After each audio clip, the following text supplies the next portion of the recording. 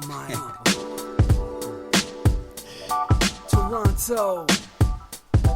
VK on the beat. Check. I'm in Toronto where you wanna get the city love. I'm from Toronto where you wanna get the city love. I'm in Toronto like we wanna get the city love. My city love me back for my city love. Welcome to episode 1478 of Toronto Mic'd, proudly brought to you by Great Lakes Brewery, a fiercely independent craft brewery who believes in supporting communities, good times, and brewing amazing beer. Order online for free local home delivery in the GTA. Palma Pasta. Enjoy the taste of fresh, homemade Italian pasta and entrees from Palma Pasta in Mississauga and Oakville. The Toronto Maple Leafs baseball team. The best baseball in the city outside the Dome. Join me on May 12 for the home opener at Christie Pitts. RecycleMyElectronics.ca. Committing to our planet's future means properly recycling our electronics of the past. The Advantaged Investor Podcast from Raymond James Canada. Valuable perspective for Canadian investors who want to remain knowledgeable, informed, and focused on long-term success. Season 6 of Yes, We Are Open, an award-winning Moneris podcast hosted by FOTM Al Grego and Ridley Funeral Home, pillars of the community since 1921. Today, making his Toronto Mic debut is indie music legend Kip Harness. Welcome, Kip. Thank you, Mike. Really glad to be here. Thanks for having me. Do you want to just crack open our Great Lakes off the top here? You have a Canuck Pale Ale there. So, okay. but when you do it, man, can you do it in front of the mic? I want to hear that crack there. Oh, there, you know what? I'm spent. I can't draw do it out, more man. today. Love it. Okay, well let me crack I'm cracking open a burst here. So cheers to you, Kip. Oh, cheers to you, Mike. Is Kip like a short form? Like, is it Kipperston or something like that? I just made that up, but is Kip's the full deal? What's going on there? Yeah, Kipton is my name. Kipton, okay. Kypton. All right, well, welcome to Toronto Mic'd. I thought, do you mind, like, we're going to drink a little bit of Great Lakes and just listen to a song. Can we listen to this together and then we'll talk about it on the other side? Okay, let's just soak this in, man. I'm going to have a good afternoon chat with you. I'm looking forward to this, but let's soak this in.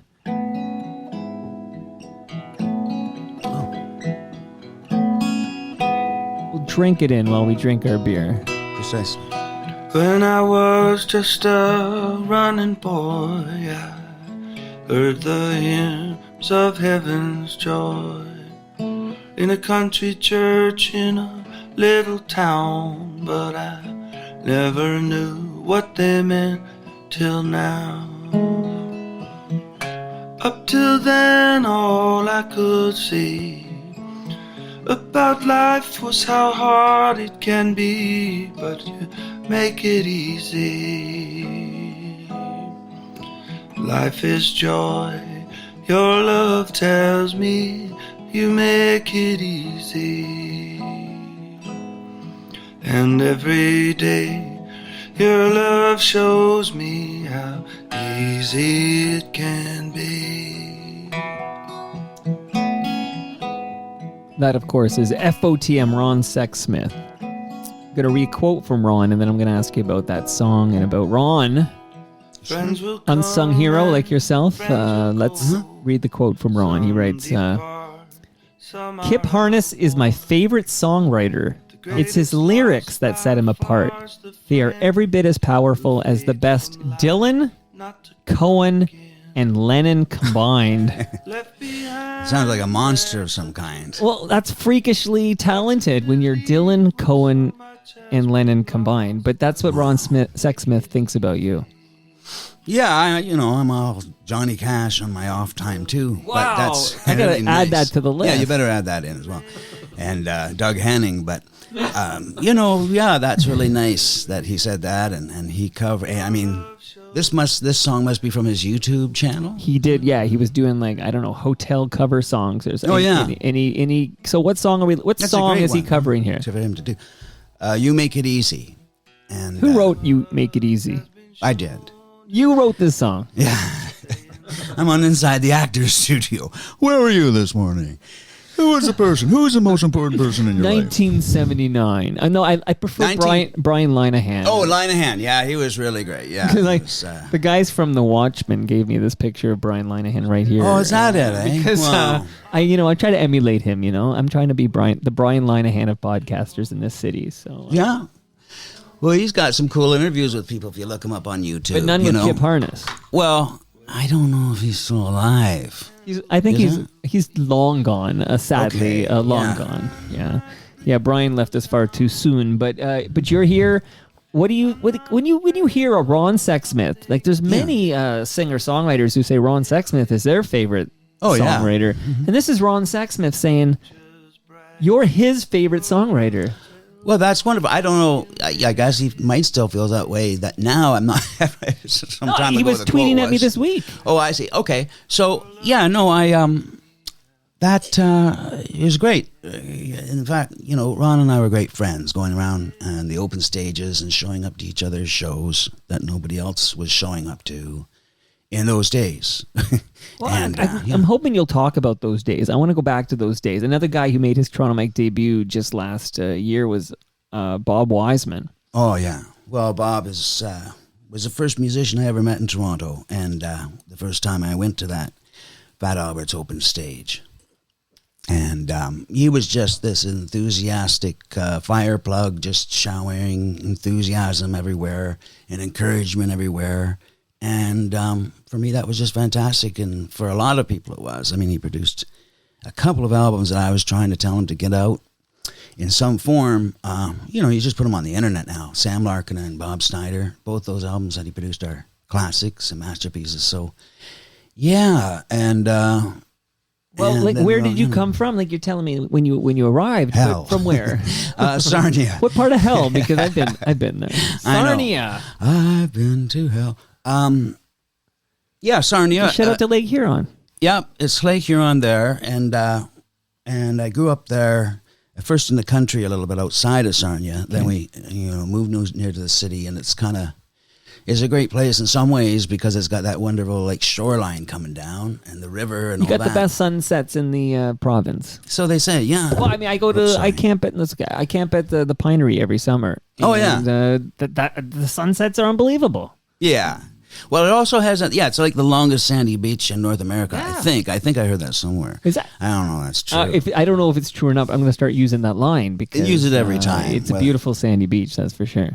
And then, unfortunately, it's got that. It's got in the south part of the city, the Chemical Valley area, right? And then below that, to the south down the river, it's got a native reserve there, and they're very badly, particularly all the people in Sarnia have been badly impacted by the Chemical Valley, all the petrochemical industry. And I wrote a song about it, Chemical Valley, and I mean it's cheek and jaw with the First Nations reserve there, and they've got two females born for every one male. It's just a lot of health effects, and so there's that combination. I even heard like a spike in MS. Is it MS? There's a whack of ailments that seem to affect that part of the province more than any other part. Yeah, I mean, I'm not trying to down talk because to me there's this combination of this wonderful beauty in the other parts of the area, and then this other part, and then I think looking back, that's where a lot of my songs came from. This combination of kind of beauty and corruption. So here, I want to go back to Sarnia. I want to find out, when you realized you wanted to make music, and then we're going to kind of walk through your career. And I got a whole bunch of your new songs. Now, I will tell you, Jason Schneider said, Kip's bringing a guitar. Unless it's the world's tiniest guitar, I don't see it. Well, Daddy is, gone on the subway, and it's not, and my recordings sound better anyway, especially at this time of the day. I don't really warm up till... What time do you warm up? Well, it varies according to the day. Okay. Well, so how is the beer? That's the kind of pair. Yeah, it's great. As far as I know anything about beer, it's great. If it's cold and it's got alcohol in there, I'm sending you home. I will let you know now. You're going to be on the subway going home with some fresh craft beer from Great Lakes, so you're bringing some beer home with you. Oh, okay, great.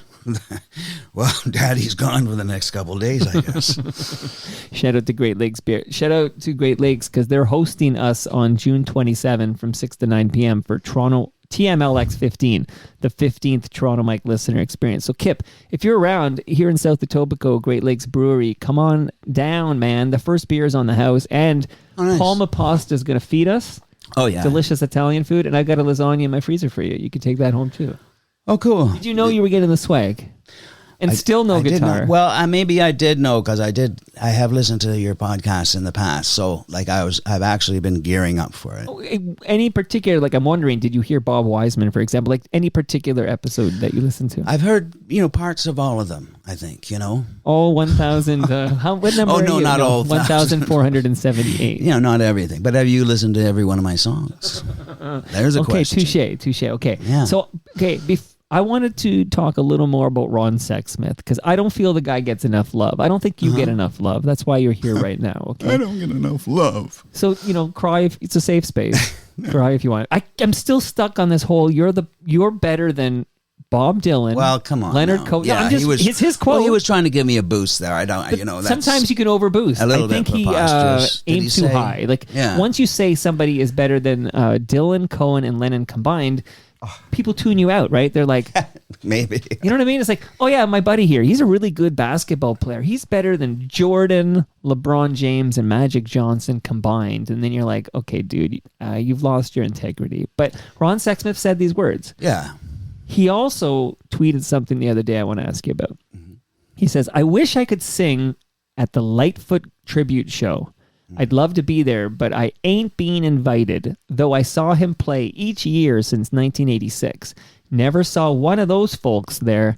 It's widely known that Gord was my hero, but I guess they just don't care. It feels kind of heartless and unfair. So Ron tweeted this because there's a Gordon Lightfoot tribute show at Massey Hall, and Ron Sexsmith was not invited.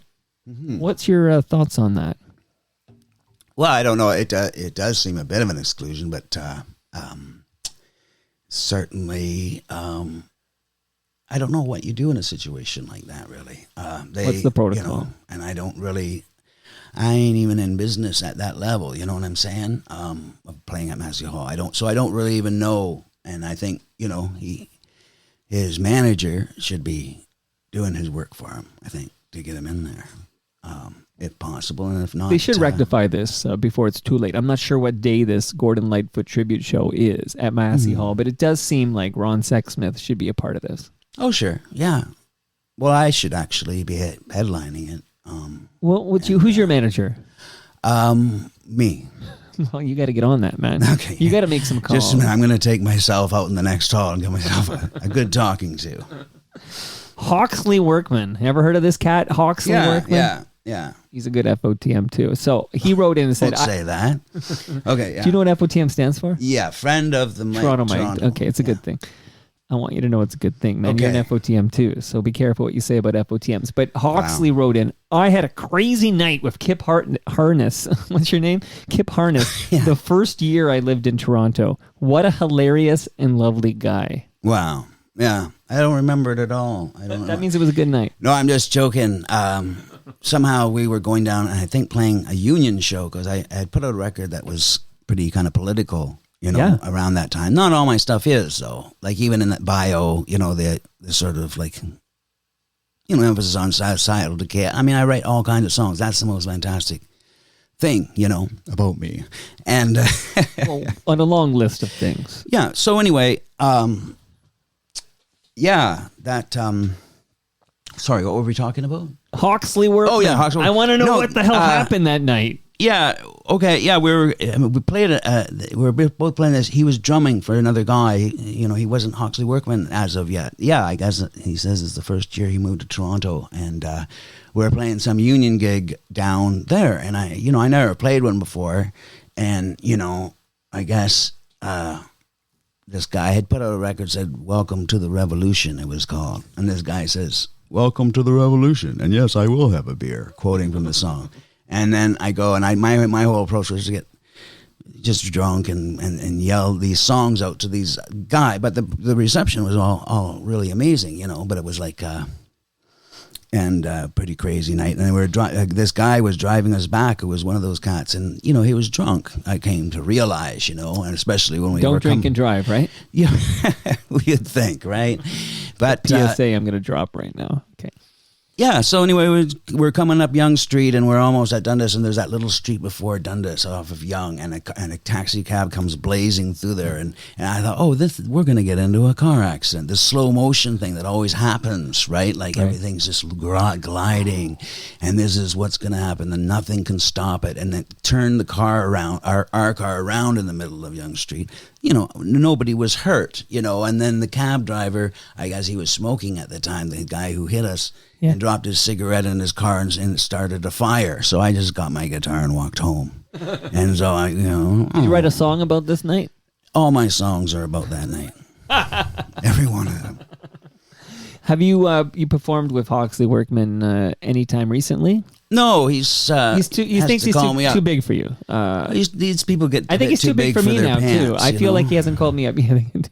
Yeah, I don't know. I'll see what I can do. I mean, we used to talk a lot, but then I feel like I haven't talked to Hawksley Workman in a while. So Hawk, if you're listening, man, give me a phone call. This is some bullshit right here. This is as bad as leaving Ron Sexsmith off that Gordon Lightfoot tribute at Massey Hall. We got to rectify all this. There's another guy. I mean, again, we're gonna get to. I want to know more about you, and I want to play these songs. But we've already talked about Ron Sexsmith and Hawksley Workman. What's your relationship like with Ian Blurton? I have no relationship with Ian Blurton. He's just a fan of yours. No, I think Ian's great, and I always have liked him, and I've seen him around. But I can't say that I'm a big fan of his. He's a guy. I think he's a fan of yours. Well, that's beautiful. I'm a fan of his. It's mutual. Yeah. I think he's another underappreciated guy. I think Ian's amazing. I just think he's great. Yeah, there's something really rock and roll that's in a great way about Ian, in my estimation. 18 albums. Yeah. So where does it begin? Like, take me back. We've already kind of teased it by talking about you moved to Toronto at some point, but where in your life do you realize you want to be Bob Dylan? I think that's an Accounting Crows song. But by the way, your accent, this Okie accent I'm hearing, that's a Sarnia thing? Accent. What's going on here? I don't know. I don't think I'm putting anything on. I could be, in one of my... Dylan put it on. He's from Minnesota, for goodness sakes. I could be. I don't think I have an Okie accent, Mike. I'm not putting on I hear some cats, they sound like they're hillbillies, but I don't know. I think I'm. But have you ever heard yourself? The way I talk. I think I was actually congratulating myself that I was trying to talk normal. There's a guy from Teenage Head, Dave Rave. Actually, I saw him on Friday, and he sounds like he's from Brooklyn. Like he sounds like he's from Hell's Kitchen or something like that. And he's a Hamilton guy. So I don't know. Or Biff Naked, okay? She was here the other day. She lives in Mimico now. And Biff sounds like Cyndi Lauper, like she's from New York or something. Well, like she's from Winnipeg. Well, people can talk any way they want, right? No judgments here. I just wondered if that's a Sarnia thing. I haven't had a lot of Sarnia guests on, but that's how you sound in Sarnia, right? Well, it's a unique place, nobody goes really, if people want to cross the border, they go down to Windsor usually. And it's on the border of America. Anything I watched was American TV. All the news I watched was from Murder City, Detroit. And my mom worked over in Port Huron, Michigan. She went across the bridge, back and forth the bridge every day. Oh, wow. So when does it click in that, hey, man, I want to be a poet, I want to be a musician, I want to write music? Well, I always was creating stuff and make up little things, and then I made up catchphrases and stuff that would catch on in school, and everybody would say them, and that's basically doing songs. And I was really more into being a cartoonist when I was growing up, and then never learned to play instruments. I had songs in my head all the time, and then I went to... get out of Sarnia, went to U of T for literature, but I didn't think I was going to stay there. There was nothing, I knew in my head, I don't know why I knew in my head, but I just knew it was kind of just an excuse in some ways to leave, go to find some other new things, And then I wanted to be a writer very, very much. I loved James Joyce. That was the big inspiration at that time. And then I couldn't ignore the songs. They kept coming, so I took it on upon us to learn to play guitar. And I used to have a rented room near U of T, and I used to go to the campus late at night, nobody was around, and play really loud. And I went to Fat Albert's and met those cats that you were talking about. Like Ron and Bob, and Bob Snyder. Bob Snyder, yeah, fantastic. Yeah, amazing guy. So that's around, I guess, at that point you're in like the mid 80s or something, and you're playing like coffee houses and open stages and stuff, and then when you record that demo tape with Bob Wiseman, that's what kicks you off, right? Wow, you do know that, eh? Oh. Well, I told you, man. I'm Brian Linehan over here. I told you. Respect the name. Okay. I think I was the first guy that he ever recorded, really, Bob, and I had got a little grant from SOCAN to do a demo, and it was just before that time when everybody, putting out something independently was actually seemed viable. And I think oddly enough that began with the Bare Naked Ladies having such a great success. That's when Sam Record Man put in things in their stores for indie stuff, 100%. The two albums I always think of are that yellow tape you're referring to from Bare Naked Ladies and Shakespeare in My Butt. Oh, right, that one. Yeah, those guys, yeah. Yeah. And yeah, so your album coincides right with that, like 1991. It's right there. I guess so, yeah.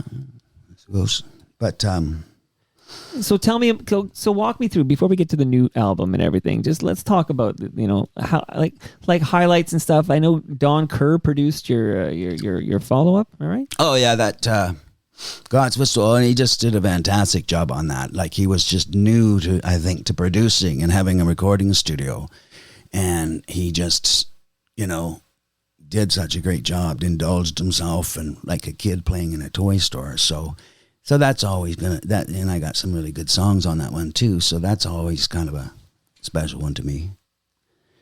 How important to you was commercial success? Like, was it all about the artistry? No, I want commercial success. I've always wanted commercial success and stuff. Because you want people to hear the songs, basically, right?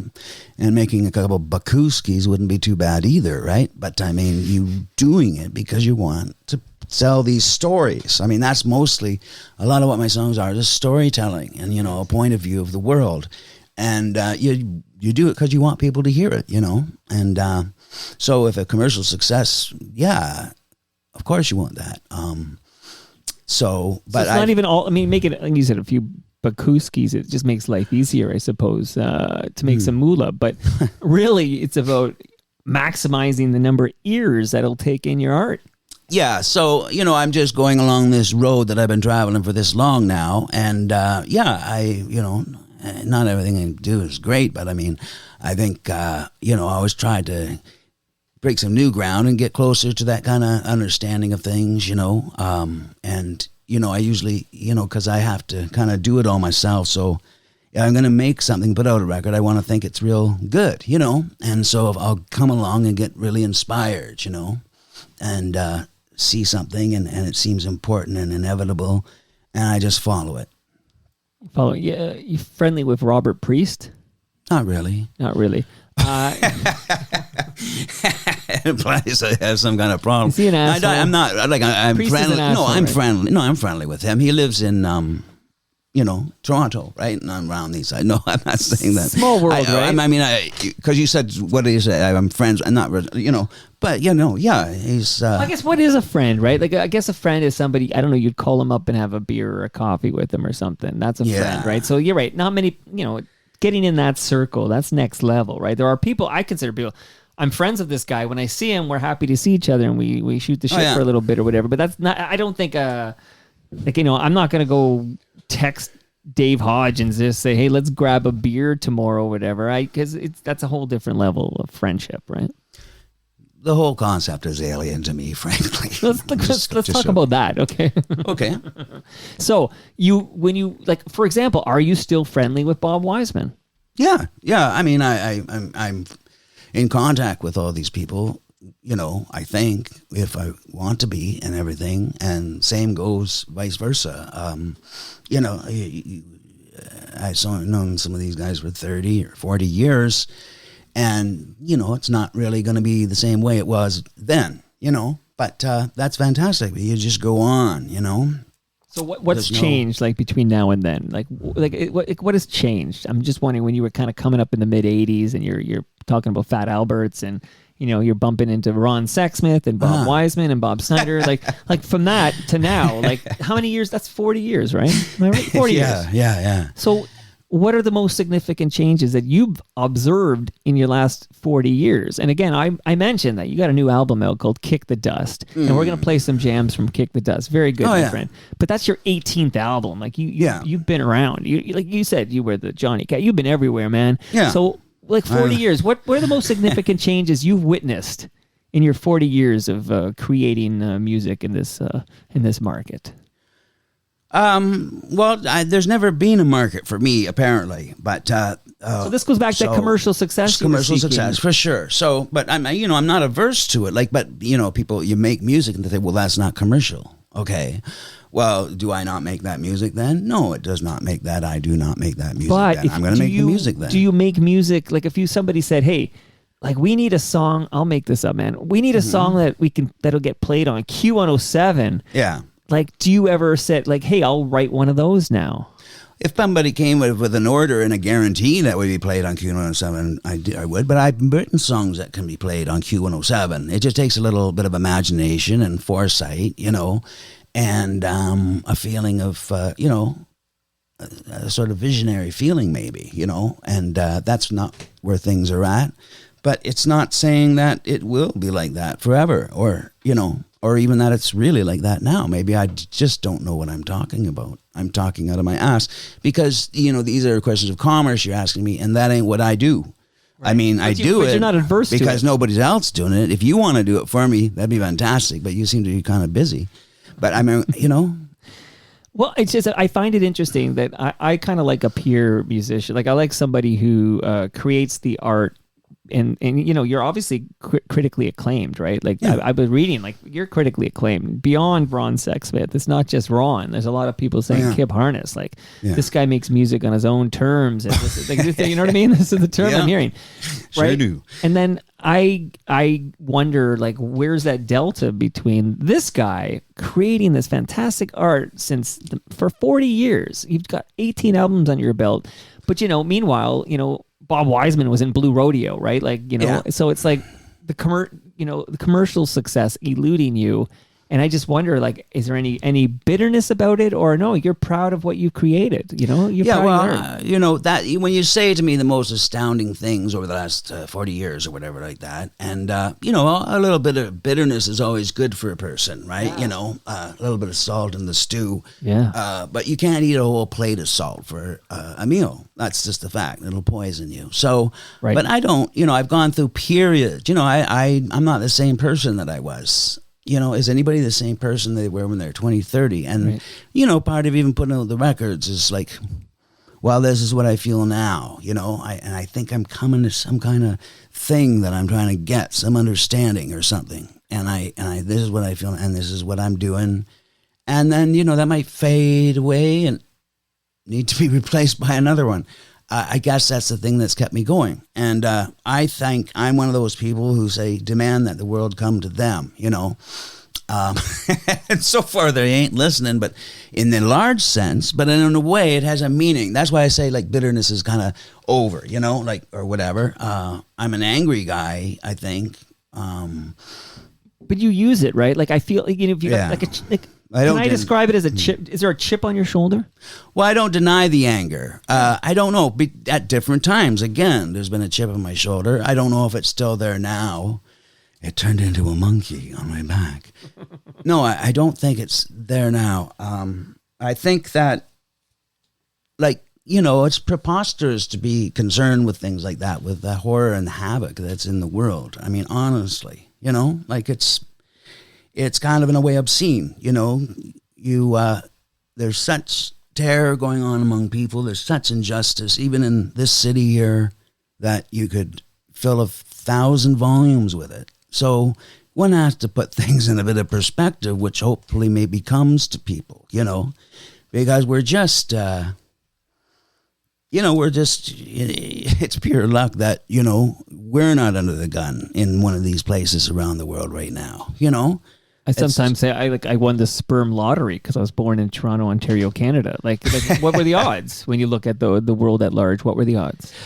Well, I just think that, I'm just, relating it to my bitterness or whatever like that, that's when you kind of get the groove of things. I think that when you get the groove of things is that we're all on the same level. Like society always wants you to think in hierarchies, right? Somebody's at the top, somebody's at the bottom, and life is climbing up the ladder, right? Right. So that's why, I mean, society's ideal seems to be for people to be sociopaths. Like as kids, you teach them all sharing is caring and share this and share that, And then once they hit 18, you got to start teaching them just the opposite, And that's the way people see. There's the rich white man at the top, and there's women and the black man and the black woman, blah, blah, blah, blah, all the way down to, the animals and the environment, which, as you go further down, you become more dehumanized. And people can't do that, because when you dehumanize somebody, you've dehumanized yourself. It's exactly to the same degree you've dehumanized them. So then, it goes all the way down to the animals and the environment, which they kill and exploit, And so my view of things is that what I think is also, a religious or spiritual type of view is that we're horizontal. Life is horizontal. It's like the only real things are between you and me, right, sitting here. Do you think we're treating this planet like shit?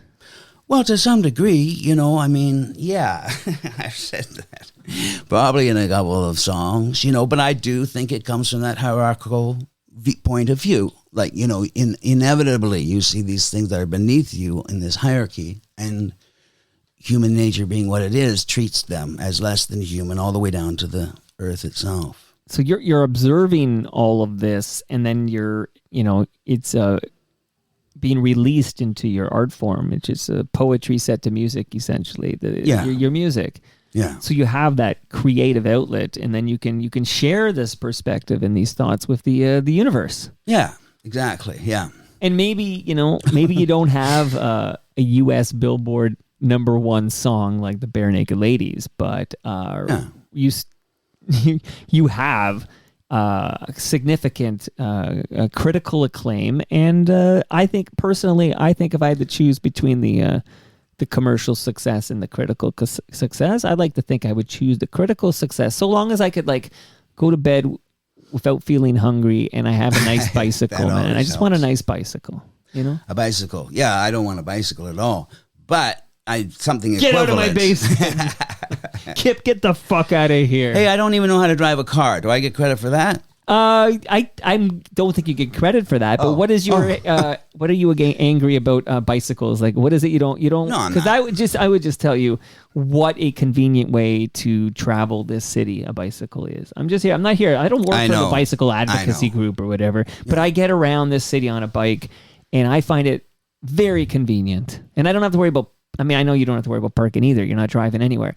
But I don't have to worry about why are you being so proselytizing about it? Like, I know, I'm here to tell you what a beautiful, civilized way to travel this city. And then you don't have to be... Oh, so you're more civilized than I am. I never said that. No, man. I'm a TTC guy too. But I'm here to tell you, give biking a try, and you might never be on the subway again. Yeah. I'm pro-subway. I'm glad you're not out there, clogging up the QEW. That's what matters. Here's an FOTM, Michael Barclay. Right. He said that you should be hailed as a national treasure. So this appearance here, we're going to play music in a minute. Everybody's like, where the hell is the music? Music is coming. I want to learn more about Kick the Dust. But my goal here is to give people just like an understanding and appreciation and awareness, at the very least, of Kip Harness. So on our way to the music, before I give you a few more gifts, I'm going to ask you about some people. So like we've been talking about Bob Wiseman, and we've talked about Ron Sexsmith, and we talked about Hawksley Workman. Okay. Daniel Lanois. Have you worked with Daniel Lanois, the legend?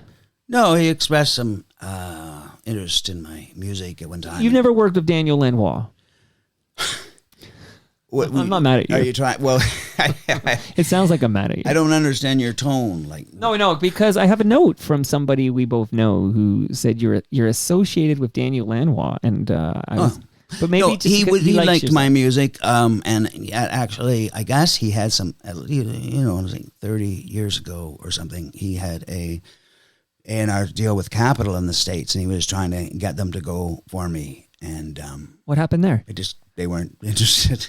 But he's at one time he knew my music. Anyway. He's a champion of yours. Yeah, he said that. That's cool. That I was a good writer, great writer. Okay, no, love it. Mary Margaret O'Hara. Yeah, she was on my last record that I put out, Poverty Line, and did an amazing, great job. And I see her around the town, and she's always wonderful. And I think what she does is always pretty amazing. That's a big family, the O'Haras, right? There's a bunch of them, right? Yeah. I talked to Michael O'Hara fairly recently on the telephone. People still do that. They still do that.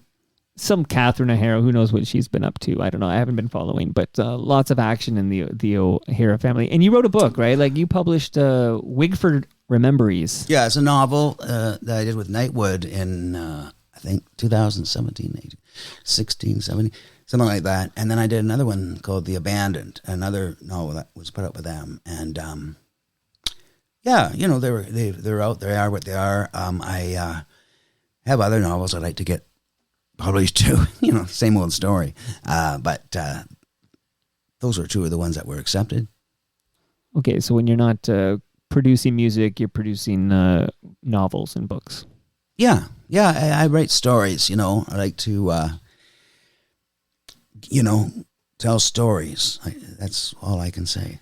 Well, let's listen to, I loaded up a few jams. I wasn't sure if you'd have the guitar or not because I thought maybe, and then I thought, okay, we'll find out what song you want to play first and make sure I don't play that. I don't want to steal a thunder. But so I have 4 songs that we're going to kind of play and chat about, and all 4 of these songs are on your brand new album, which is now released, right? Now available. Kick the Dust, now out. Am I right? Yes, exactly. We did a show on Friday the night that was really great, and we had a puppet show opening for the show, and you know, Victor Bateman and Blake Howard and Tanya Gill playing with me. Really great. Okay, Victor Bateman's your bassist and Blake Howard drummer. Yeah. Cool, amazing. All right, but first, what have I given you so far, man? I gave you beer and lasagna, right? Yeah. Have I given you anything else? Okay, let me give you a few more things. Ridley Funeral Home wants you to have some measuring tape here, Kip. You never know when you gotta measure something, buddy. Well, mine was running out, so I was measuring myself for my casket the other day, and it ran out. What size casket do you require for Ridley Funeral Home? You know, they're pillars of this community since 1921. They'll take care of you, buddy, but that's many, many years away. I have a... Never know. You never know. I have a Bluetooth wireless speaker courtesy of Moneris, but you have to make a commitment. And that QR code will help you subscribe to Yes, We Are Open. So the commitment I need from you, Kip, is you can have that speaker. Mm-hmm. But here's what you got to do with that speaker. You got to listen to season 6 of Yes, We Are Open. All right. I see. That's an award-winning podcast from Moneris, and it's hosted by FOTM Al Grego, who went out west this time. He went to Alberta, and he's talking to small business owners about like their trials and tribulations and challenges, and then he shares their inspiring story with listeners like you. So, Yes, We Are Open. That's the podcast to listen to. I have to listen to it. Yeah, and while you're listening to stuff here, we'll get your financial house in order. Even though you don't have a #1 Billboard Hot 100 song, we're going to, I highly recommend the Advantaged Investor podcast from Raymond James Canada. Get some best practices, some good advice on that informative, inspiring podcast, Advantaged Investor. So there's a couple of podcasts on your list. And while you're taking notes here, because you know you're held captive in my basement, what are you going to do, Kip? You're going to leave? No way, because you haven't got the lasagna yet. It's in my freezer. So yeah, you're not going anywhere. RecycleMyElectronics.ca. That's where you go if you have old electronics, old tech, old cables at home. Don't throw it in the garbage. The chemicals end up in our landfill. Go to RecycleMyElectronics.ca. Before I play the music, are you a sports fan? No. So no interest in sports. Yeah, I mean, I don't, you know, I don't put down no judgments people here. That, you know, watch sports or anything like that. I grew up with it a lot. You know, the Maple Leafs, you know, the Gardens down there. That was always on the television. Does Sarnia root for the Leafs? Big hockey. I don't know. Like, I wouldn't even know that. You know, everybody's, I think, an individual. Like I do think that some people. Yeah, some may really. I was just thinking like maybe the Red Wings. Maybe I'm not even sure. No, people wouldn't generally do that. Either Toronto or Montreal, from my memory. All right, my friend, at Christie Pitts, which of course is Christie and Bloor Street here in Toronto. All Torontonians know Christie Pitts. The Toronto Maple Leafs will have their home opener on May 12 at 2 p.m. some interesting people will be there, like Rick Emmett from Triumph and Blair Packham, Steve Paikin, Stephen Brunt, Wendell Clark, Rick Vive, Mike Eppel, Peter Gross, Mark Hebscher. Bunch of cool FOTMs are going to be there. I'm going to be there if that entices you to come down and say hi. There's no ticket required. Just show up. May 12, 2 p.m. Come say hi. That book is The History of Toronto Maple Leafs Baseball, and that's a gift for you from the baseball team. Oh, thank you very much. Appreciate it. Want to kick out some jams from Kick the Dust? Yeah, you better. You better. You Here better. we go. Let's hear. Playful children of yesteryear have been baptized by disappointment and tears. Long waiting lines in basement halls, the terror of the unexpected midnight call. It's not a shame and it's not a disgrace. It's not a federal case. It's a long corridor through which the tortured crawl. It's business as usual, that's all. Get them when they're young, when their eyes are full of stars, when they're longing to believe and can't conceive of the evil you are. Leave them waiting in the rain, waiting in the snow, waiting for the weekend, waiting for Godot. It's not a tragedy, it's not a war. It's just the acceptable way things are. Like a suicide note written in a blood-red scrawl. It's business as usual, that's all.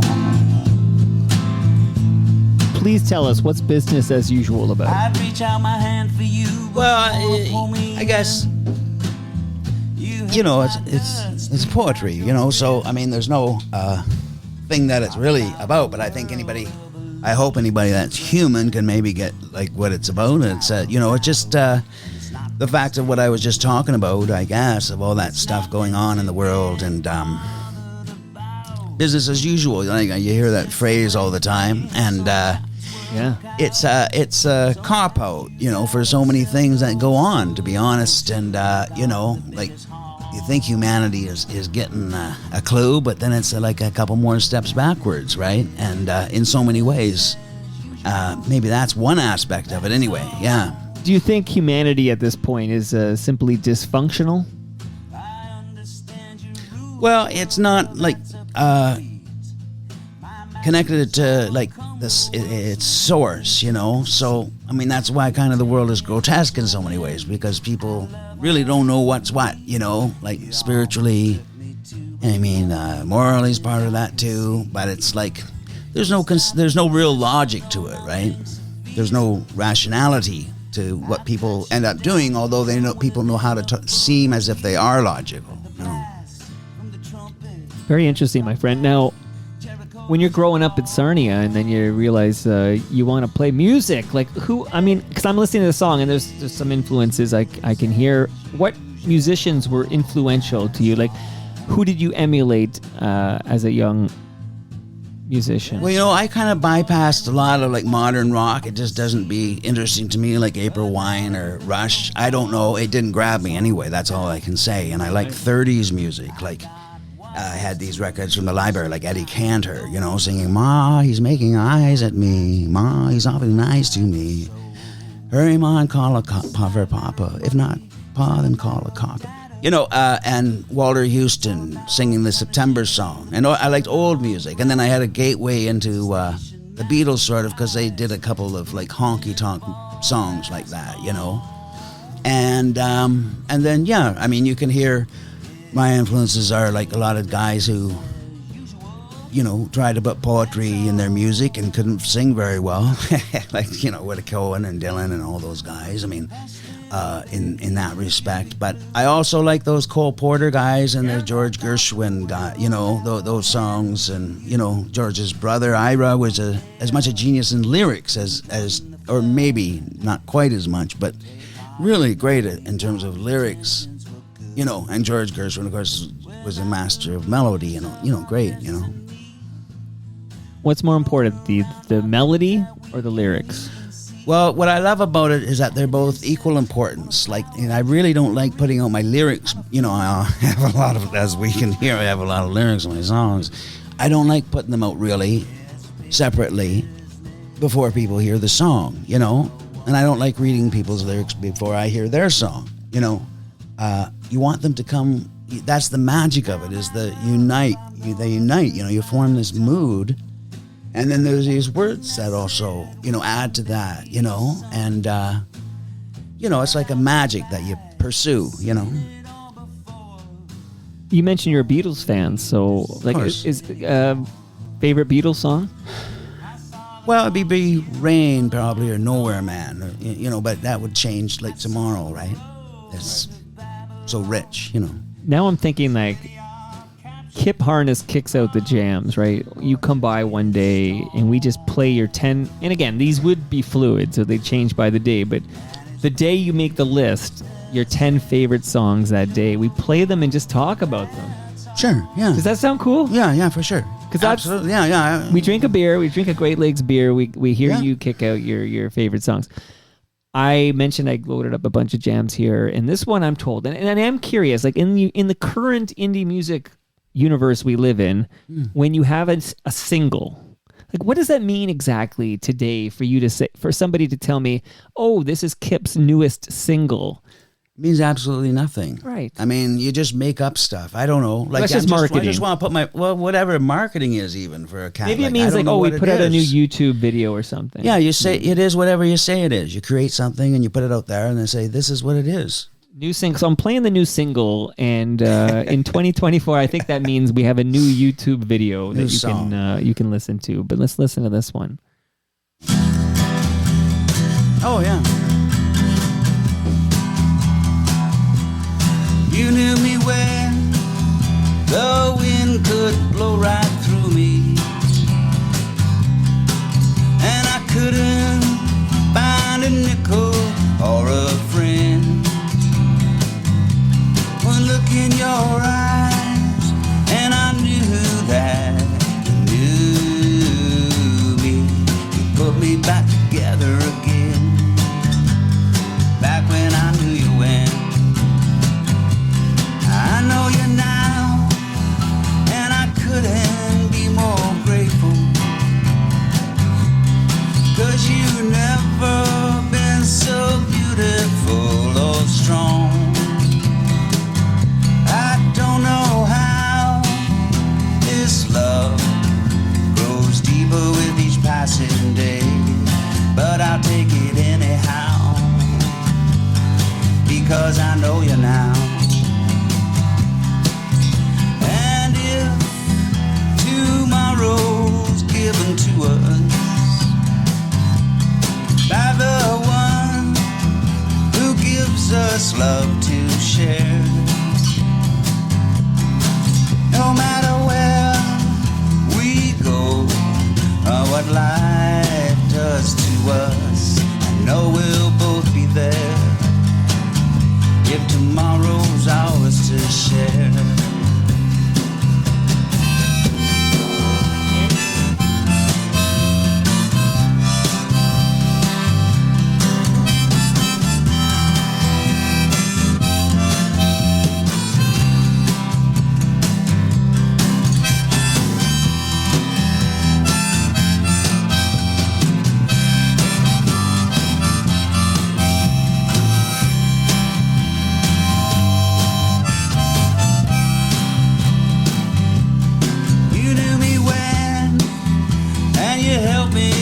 Survive.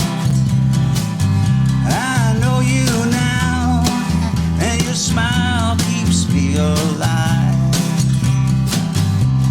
Though the years have given us a history,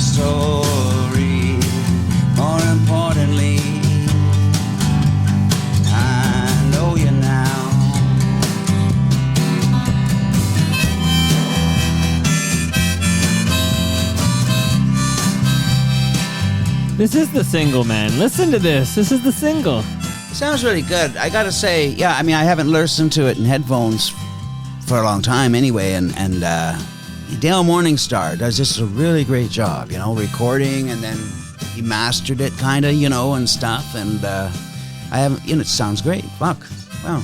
Yeah, fucking loving it, and harmonica and everything. So There you go. well done, my friend. Listen, I wish I had just give me 1% of that musical talent. Like, I don't know how I missed it. Maybe I have it. I just haven't uncovered it yet. Probably. Maybe it's not too late. Okay. Did you know it's Willie Nelson's birthday today? Oh, great. Happy birthday to Willie, because Willie's probably listening. Yeah, he is probably listening. Yeah. He's 91 years young today. Wow. And they said cannabis would kill you. Yeah, that's right. And it's so sad in a way. Like, he has to keep performing and working like that. He doesn't have enough money to support himself. He's got to pay those taxes. I guess that's the IRS I'm is just still joking. out. No, but that was a big thing, right? That's true, He owed all yeah. that money to the IRS, and he had to he was broke and he had to work up. I think Leonard Cohen he was fleeced by a bad business manager. That's or right. something. Yeah. And he also had to keep working into his 70s, I think. Oh, well, I was just joking about Willie Nelson. No, he but Willie obviously did- performs Willie because had he fa- loves to perform. of course, but right? he And famously, I hope I can do that too, you know. at He 91. famously had to work to pay his taxes. I do remember that. I remember the great story from that was him watching them take out all the stuff from his house, and he's standing with Chris Christopherson, and he says, Chris says, it's really sad, Willie? And he says, it'd be sadder, Chris, if this was happening to somebody who gave a shit, and that's Willie Nelson, I think. He just wants his weed, right? Yes. I used to have a cannabis sponsor, but there was legalities got in the way. Apparently, anyway, that's a story for another day. But we were violating some rule or something. Rules were made to be broken, Kip. That's what I say. Right? Sure. Who's your okay? Try So it. we talked about some of these. You were inspired by musicians from the 30s, for goodness sakes. Amazing. Yeah. Are there any current active musicians that you enjoy?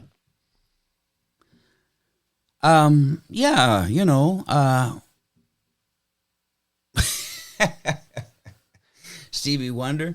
I mean, and he's active. Yeah, and I just like people kind of on the current scene sort of thing. There's a guy, Brody West, plays saxophone and does his thing. He's got several bands going at the same time. Tanya Gill, who plays with us.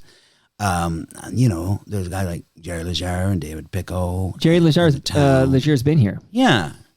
Well, and I like, I like to listen to Ron stuff when he has a new song.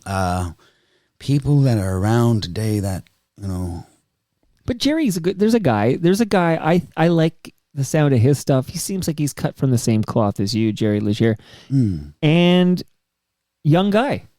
Well, younger than me. I think anyone younger than me is young. This is it changes, right? But I don't know who's young, right? I don't know. Yeah. These are the philosophical questions of our time. Like, what is young? What is youth? And does it matter? You realize it. It's not Ask a guarantee Willie Nelson of if it anything. matters. Like, what does it matter? Okay. Yeah. Ask Willie Nelson's wife. Okay. Right. Go ahead. Yeah. Right. Well, I'm going to patch her in via Zoom in a minute. We're going to find out. But here's another song from your new album, buddy. The towers came down and the mess that they made left a pathway of death through lands a half world away. They unleashed the beast and they brought it to heel and sent him back to his home behind bars of steel. The hangman came and unlocked the cage. Since then, every day we live takes a year off our age, and the hogs feasted forever. They didn't share with no one, no prodigal son. And the hogs feasted forever. They didn't share with no one, no prodigal son. Don't like the road of good intentions, try the bad one sometime. I've been sabotaged and double-crossed, I'm punch drunk and blind. But I know that God's mercy is mine to know. But I only believe it 'cause you tell me so. The raconteur is stifled, the magician has no tricks. The third little pig didn't build his house of bricks. Every human being lifted to the level of a god is a miserable, self-dealing, false-healing fraud, and the hogs feasted forever. They didn't share with no one, no prodigal son, and the hogs feasted forever. They didn't share with no one, no prodigal son. Who are you? Who am I don't know. If you find out, tell the person that I was long ago. Don't wanna talk out of turn, don't wanna create confusion. I'm trying to get up to speed with the latest illusion. There is no limit to how high you can go, as long as you're willing to sink down low. The fool is applauded, ignorance gets a hand. Wisdom goes looking through garbage cans, and the hogs feasted forever. They didn't share with no one, no prodigal son, and the hogs feasted forever. They didn't share with no one, no prodigal son.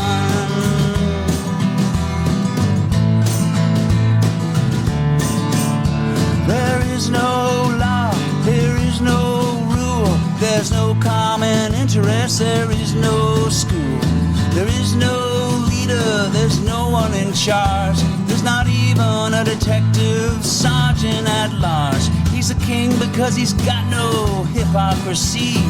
He'll still kill you dead, but he won't lie through his teeth.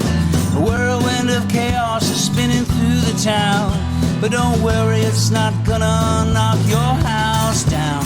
In the time of our reckoning, we could know God's reprieve, but we trifle with evil, cause we truly don't believe in the hogs feasted forever.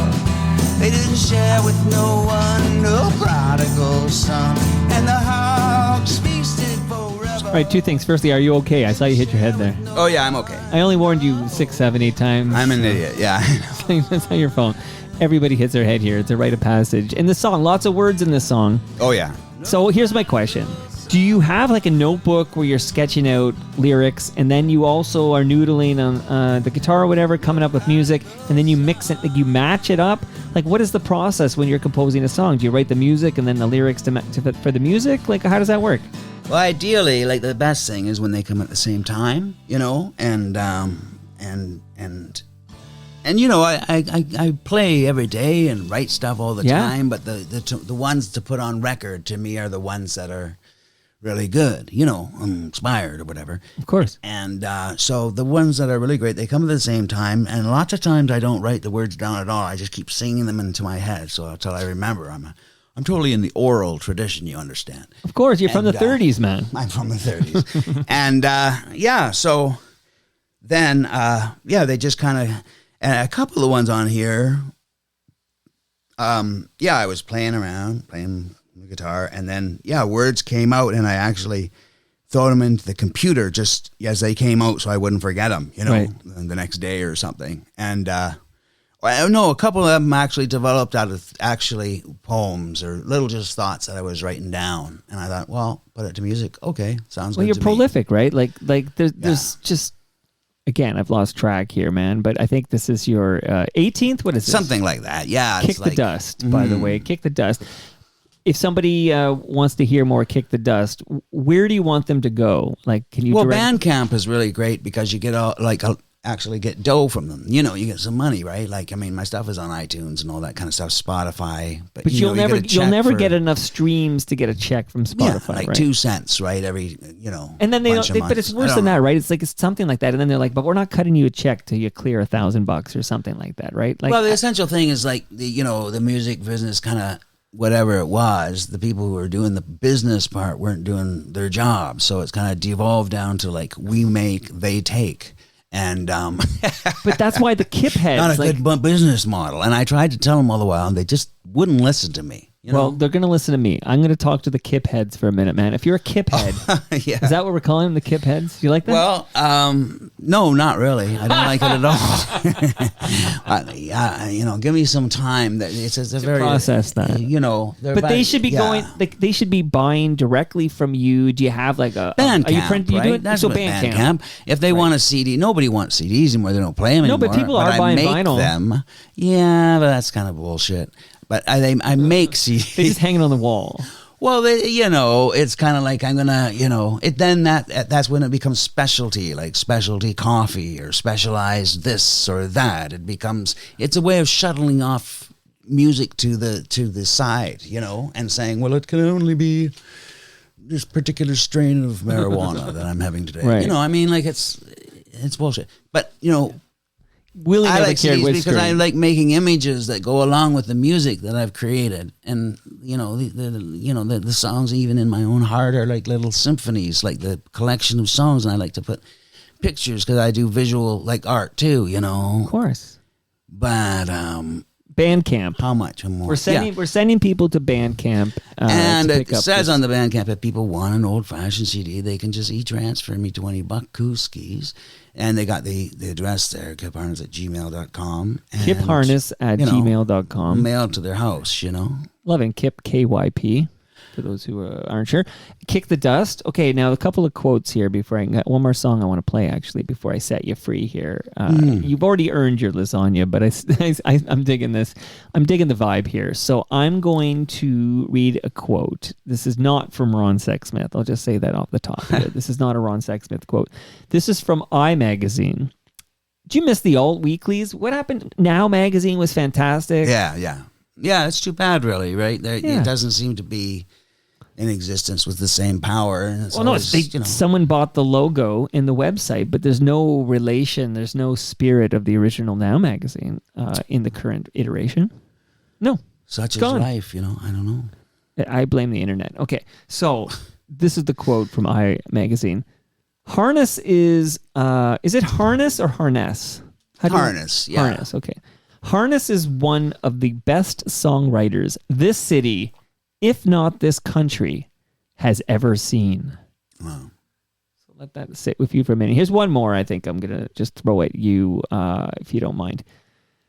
It's I want to give the right attribution here, but I can't see it very quickly here, and I'm not going to edit this. I refuse to edit. Crash Magazine. I probably wouldn't. I Yeah. found it. Crash Magazine says. Where do those things even exist anymore? I love here, Crash man? Magazine, man. And But in yeah, the before you medieval last time. times of 1601, Lord Charles. Hey, whatever it takes. Kip has his own style. It may not be a style that everyone likes, but there are those of us who think he's kind of genius. Oh. I think that was ghostwritten by Ron Sexsmith. I'm not sure. I think they're ghostwritten by. All right, let me get one more jam here. Richard Simmons. He's still with us, okay? Yeah, that's nice. Long may he run. Okay, here is Jesus Wept. Oh.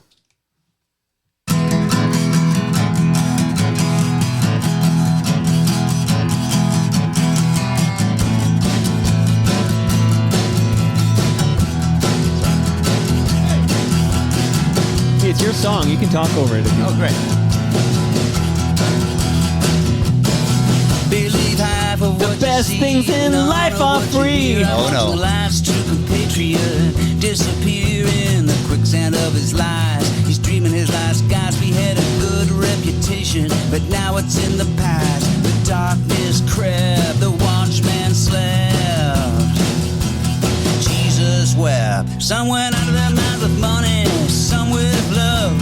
Some had no mind to go out of. Waiting in line, taking up space, completely unaware of all that they deface. The darkness crept, the watchman slept. Jesus wept. His enemies are everywhere, and they never sleep. Sometimes into his bed they creep. God-like-minded individuals gonna start a revolutionary war. A bunch of fucking nuts is what they are. The darkness crept, the watchman slept. Jesus wept. Kip, you're saying something, man. Oh, yeah. Yeah? Fuck the Nazis. Yeah, I just don't like the logical stuff, right? The stuff that really makes no sense that people insist you must treat as though it's, has some basis to it, right? Because they believe it. And it's like, hey, Jack, thinking logically and sequentially and intelligently, hasn't gone out of date just yet, right? I mean, these cats want to, repeal the Enlightenment. Fuck them. But you can, Jesus wept. Yeah. It's a good one here. And just quick, no, I won't get too personal or anything, but your wife's a poet, is that right? That's right. Alison Grayhurst, yeah. Great poet. Do you just talk to each other in poems? Like, is that just a daily, Yeah, unfortunately, reality intercedes every so often, though, with bills. Oh, because you have kids. Stuff like that. Yeah. So. How old are your kids? 22 and 26. Oh, that's old. Okay. Yeah. I have a 22-year-old as well, by the way. We have something in common. Yeah, because I saw a little baby thing, and I'm thinking, does he have a little baby? Well, I do. Well, 8 years old now, actually. The youngest is 8 in this house. She just turned 8. And the oldest is 22. So. Oh, nice. How many, though? 4. 4. Yeah, not to get too personal with you. Well, I got 4 kids. That's not. I don't consider that too personal. And one. So. Are you still married? I'm still. Well, this is marriage number not 2. That you were married in the first place. Well, you don't have to be married to have kids. I mean, I'm not saying that. I had to explain that to my 8-year-old the other day because she was talking about how she was suggesting that you got to be married to have kids, and I was explaining that that's actually not true. Like, this was a combo that happened. Like, you don't actually. It's not a prerequisite to be married, and lots of people have kids and aren't married. And I'm like, your cousin. You have a cousin whose parents weren't married. Like, this is how close it comes home. But yeah, we had that chat just the other day. But I will say this, that so we're chatting here on a Monday afternoon. Tomorrow, I've got a haul ass to Montreal. So I'm driving to Montreal to pick up my second born who's coming home. But I got to move her to a new apartment before I bring her home. That sounds very confusing. But it means I got to sleep in Montreal and then wake up on the 1st of May and then do the move. And anyway, and then I'll get her back to Toronto on the 1st. You want to help me, Kip? What are you doing tomorrow? I have a previous engagement. Okay, well, how convenient for you. All right, so Kick the Dust, your 18th album. I dig it. And Dale Morningstar, you shouted him out earlier, but Dale's a producer. It did sound great. It sounded great in the headphones. And you mentioned Victor Bateman on bass, and you got Blake Howard on drums. And where can we see you anytime soon? Can we see you live? I don't have anything just planned just yet. You have to go to kipharness.net or join the group on the Facebook, Music of Kip Harness. There's an idea. That'll keep you. I got a Twitter account. I got no followers or nothing. Oh, it's at Kip Harness. Yeah. Okay, because I'm gonna when I drop this, because. I'm not editing it, no matter how many times you beg me. This is going live. We're going to take a photo. I'm going to get you lasagna. Here's what's going to happen. I'm going to give you the rundown here. So, firstly, thank you so much for coming by. Thank you, Mike. Thanks for having me. Enjoy the chat. I'm digging your vibe. I might be talking like you for the rest of the day. It'll be like, why are you talking like that? I just spent an hour with Kip Harness, and this is how I talk now. Dug the vibe. Dig the music. Much luck. You're like an indie rock legend, like I said. And, Thanks. Ron Sexsmith knows his shit. That's a man who loves music. And if he says this is his favorite songwriter, there's a reason to check it out. So I hope everybody does that. Yeah. Then, so I mentioned we're running down the itinerary. So I'm going to get the lasagna from my freezer and put it in this box. Do you have any vegetarian lasagna? You know what? Just without doxing yourself, what part of the city do you live in? Just give me a neighborhood. East side. How far? Give me a neighborhood. It's okay. East side. How East far? York. East York. Okay. I'm going to. I bike. This to East isn't York. my music playing. No, this is the aforementioned lowest of the low. Oh, that is okay. Playing here. What do you mean this isn't your music? Okay. Just noting that. This is Rosie and Gray from Shakespeare My Butt. Oh, cool. I will bike to you a vegetarian lasagna. Like, I will do this. Okay. Like, you can ask everyone. Because I only have a meat. Bicycling before. It was like, do you know my Lord and Savior bicycle? Like, I mean, I was upset that you seemed to be. You suggested you might be anti-bike. Like, I didn't like how I'm you not said, anti-bike. Okay. You're pro-bike. I'm pro anything that you're pedaling on something like a coat wire hanger. And. How could you be against cycling? Of course. So but I'm saying I only have a meat lasagna in my freezer right now. Okay. So I will we'll correspond, and I'll even get your email from Jason or something, and then I'll bike to you a vegetarian lasagna from Palma Pasta. Okay. But the beer is ready for you to go. Merci. And then we're gonna take a photo, and then I'm gonna post this episode, and then I'm gonna tweet it at you, and I'm gonna tag you on Facebook, and we're gonna do all that good stuff. And then at some point, you're coming back to kick out the jams. I just want to hear you. I want to play your favorite songs of the moment and hear my own why songs, you like you them. mean? No. Oh, okay. Not your own songs. Oh. Although Maestro But Fresh that would West be did that. another good episode, I think, that you should do with me playing I'm my only own doing- songs. I'm- I'd bring my guitar, I'd play them live, and then Okay. I'd talk about them. I will only do that episode if Ron Sexsmith co-hosts with me. So I will ask Ron, because he's an FOTM. If Ron will co-host that episode, 100% you can bring your guitar down here Wow. and we play your 10 favorite songs that you wrote, and then Ron and I will talk about it. Is that cool? I guess so, yeah. I mean, I guess so. That's a great idea. But you have to have Ron involved all the time. I can do it too. But yeah, it'd be great to have Ron here and praise me. Awesome. Yeah, I want to hear. Yeah, awesome. I want to hear him praise you. That's what I want to do. And that brings us to the end of our 1,478th Wow. show. Wow. You can follow me on Twitter and Blue Sky. I'm at Toronto Mike. Much love to all who made this possible. That's Great Lakes Brewery. I thoroughly enjoyed my burst. Palma Pasta. RecycleMyElectronics.ca. Raymond James Canada. The Toronto Maple Leafs baseball team. Moneris. And Ridley Funeral Home. See you all. Actually, tomorrow I'm dropping the FOTM KOT Jam. It's KOTJ episode where we kick out the money jam. So that'll drop tomorrow. See you all then. Everything is rosy and gray. Well, I've kissed you in France and I've kissed you in Spain, and I've kissed you in places I better not name,